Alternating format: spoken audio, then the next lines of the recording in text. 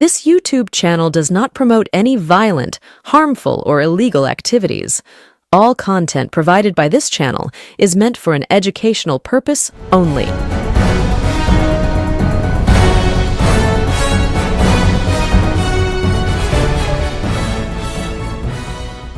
পঁচিশে ডিসেম্বর বড়দিনের প্রাককালে হালি শহরে অদ্ভুত ঘটনা এবং এই অদ্ভুত ঘটনার সঙ্গে জড়িয়ে গেল তৃণমূল কংগ্রেসের সভাপতির নাম, তৃণমূল কংগ্রেস বোর্ডের চেয়ারম্যানের নাম।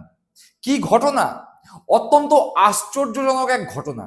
মৃত মানুষকে দাঁড় করিয়ে বাজি ফাটানো হলো রাস্তার মাঝখানে। ঠিক শুনছেন, মৃত মানুষকে দাঁড় করিয়ে তৃণমূল কংগ্রেস কর্মীদের সামনে রেখে রাস্তার মাঝখানে বাজি ফাটানো হলো, তাও বড়দিনের প্রাককালে। যদিও বড়দিন উপলক্ষে নয়, মৃত মানুষকে জীবিত করে তোলার আনন্দে। ভাবছেন পাগলামি করছি, ভাবছেন ফালতু কথা বলছি, না ফালতু কথা বলছি না বা পাগলামি করছি না। ঘটে গেছে এরকমই এক ঘটনা। তার কারণ বাংলায় চলছে এসআইআর এর ফলে কি হবে নির্বাচন কমিশন বলেছেন বিজেপির তাবর নেতারা বলেছেন এসআইআর করে বাংলায় ভোটার লিস্টের ঝাড়াই বাছাই হবে। মৃত মানুষদের নাম ভোটার তালিকা থেকে বাদ যাবে, ডুপ্লিকেট এন্ট্রি ভোটার তালিকা থেকে বাদ যাবে। একই ব্যক্তি যারা বাসস্থান পরিবর্তন করেছেন, জায়গা পরিবর্তন করেছেন, তাদের নাম বাদ যাবে, আর বাংলাদেশি রোহিঙ্গা মুসলিমদের নাম বাদ যাবে। এসআইআর প্রক্রিয়া কমপ্লিট হয়েছে, খসড়া ভোটার তালিকা বেরিয়েছে। আমরা দেখতে পেয়েছি মোটামুটি ভাবে 58 লক্ষ মানুষের নাম বাদ গেছে। শুভেন্দু অধিকারী থেকে শুরু করে বিজেপি যতই কান্নাকাটি করুক না কেন, এক পিস রোহিঙ্গা খুঁজে পাওয়া যায়নি। সেই কারণে বেশ চিন্তায় বিজেপি, শুভেন্দু অধিকারী এবং কিছুটা হলেও চিন্তায় নির্বাচন কমিশন। যদিও নির্বাচন কমিশনের মাথায় চিন্তার ভাঁজ আরো চওড়া হচ্ছে খসড়া তালিকার নমুনা দেখে। কেন? তার কারণ খসড়া তালিকায় এমন অনেক নাম পাওয়া গিয়েছে যাদেরকে মৃত বলে ঘোষণা করে দেওয়া হয়েছে, কিন্তু বাস্তবে দেখা যাচ্ছে তারা জলজ্যান্ত হেঁটে বেড়াচ্ছে। যদিও নির্বাচন কমিশনের মতে, নির্বাচন কমিশনের তালিকা অনুযায়ী তারা মৃত। রাস্তায় কি তাহলে তাদের ভূত ঘুরে বেড়াচ্ছে? বাংলার মানুষজন কি রাস্তাঘাটে ভূত দেখতে পাচ্ছে? সেরকমই অবস্থা হালিশহর, উত্তর 24 পরগনার বীজপুর বিধানসভার অন্তর্গত হালিশহর পৌরসভা। সেই হালিশহর পৌরসভাতেও ঘটেছে এরকমই এক ঘটনা। 80 বছর বয়স্কা এক বৃদ্ধা, নাম কমলা ঘোষ, সুস্থ সবল জীবিত এক বৃদ্ধা, যাকে নির্বাচন কমিশনের খসড়া তালিকায় মৃত বলে ঘোষণা করে দিয়েছে। সাথে সাথে সেই বৃদ্ধার পরিবার স্থানীয় তৃণমূল কংগ্রেস কাউন্সিলর তথা হালিশহর তৃণমূল কংগ্রেসের সভাপতি প্রবীর সরকারের সঙ্গে যোগাযোগ করেন। হালিশহর পৌরসভার চেয়ারম্যান শুভঙ্কর ঘোষের সঙ্গে যোগাযোগ করেন এবং তারপরেই দেখা যায় তৃণমূল কংগ্রেস কর্মীরা সেই বৃদ্ধাকে নিয়ে রাস্তায় দাঁড়িয়ে বাজি ফাটালেন। বাজি ফাটিয়ে বললেন যে বাজি ফাটানোর একটাই কারণ, নির্বাচন কমিশন একজন জীবিত মানুষকে মেরে ফেলেছে আর সেই মৃত মানুষের পুনরুজ্জীবন ঘটেছে, সেই কারণেই আমরা বাজি ফাটাচ্ছি। নির্বাচন কমিশনের খসড়া তালিকার নমুনা এরকমই। বোঝাই যাচ্ছে এসআইআর কেমন হয়েছে। তৃণমূল কংগ্রেস তথা মমতা বন্দ্যোপাধ্যায় বারংবার বলেছে যে এসআইআর এত তাড়াহুড়ো করে করবার কি দরকার ছিল। এই প্রক্রিয়াটা অন্তত পক্ষে 2 বছর সময় লাগে, সেই প্রক্রিয়াটাকে 2 মাসের মধ্যে করলে সেই প্রক্রিয়ায় খুঁত থাকবেই। বাস্তবে দেখা গেল তৃণমূল কংগ্রেসের পক্ষ থেকে, মমতা বন্দ্যোপাধ্যায়ের পক্ষ থেকে যা বলা হয়েছে তারই প্রতিফলন ঘটল বাস্তবে। জীবিত মানুষকে মৃত বলে ঘোষণা করে দিচ্ছে নির্বাচন কমিশন।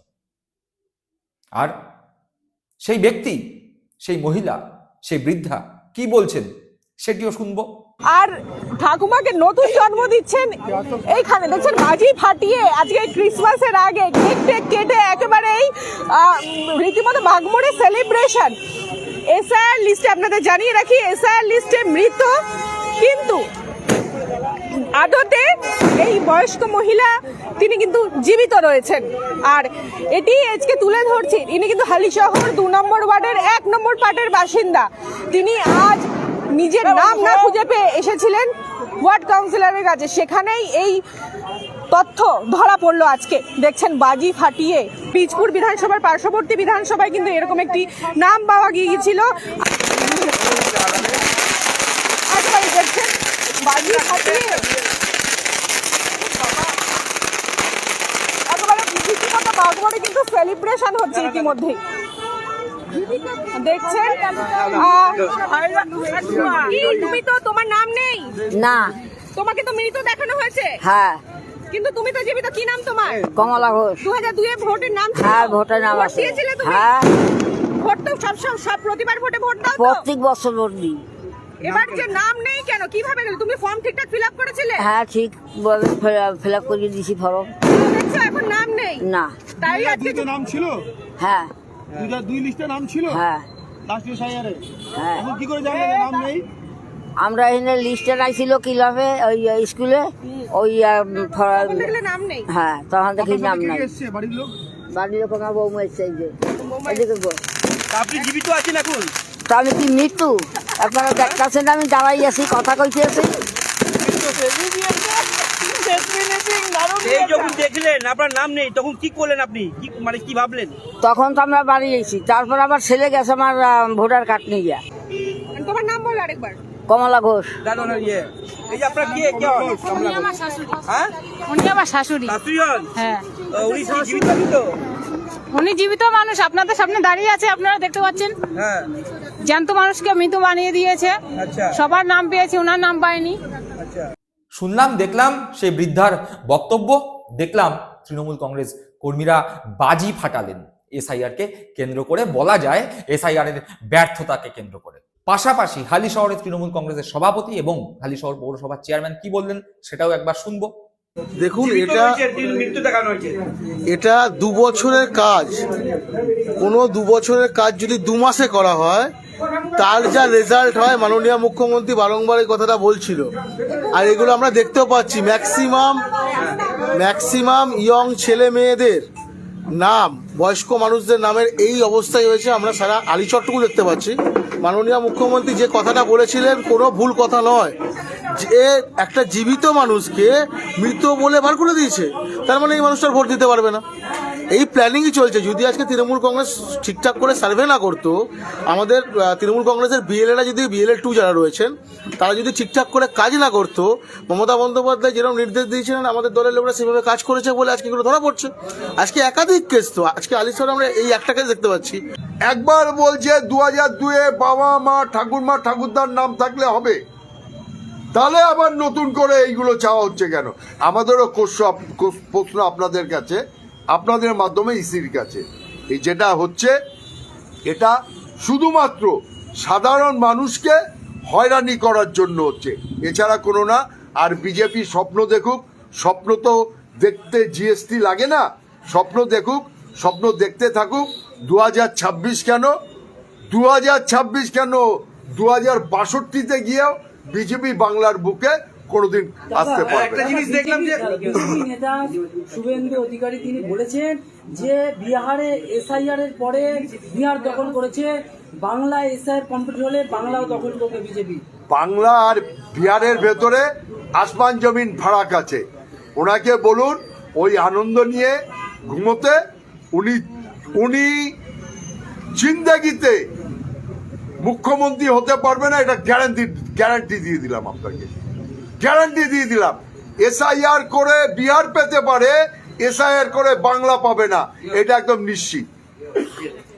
একটা জিনিস দেখলাম আপনি এখানে শাড়ি, নতুন শাড়ি পরালেন, আতশবাজি ফাটালেন, কি কারণটা? এটা কিছুই না, আমি ফাটাইনি। ছেলের, ওনার নাতি পুতিরা, ওনার নাতি নাতনিরা এই আনন্দ করলো। কারণ হচ্ছে গিয়ে আর কয়েকটা ঘন্টা পরেই 12টা বাজবে, আমরা জানি জেসাসের বড়দিন পালিত হবে। তার আগে আমরা আমাদের ঠাকুমাকে আবার নতুন করে পেয়েছি, তাই ওনার নাতি নাতনিরা এগুলো ফাটিয়েছে।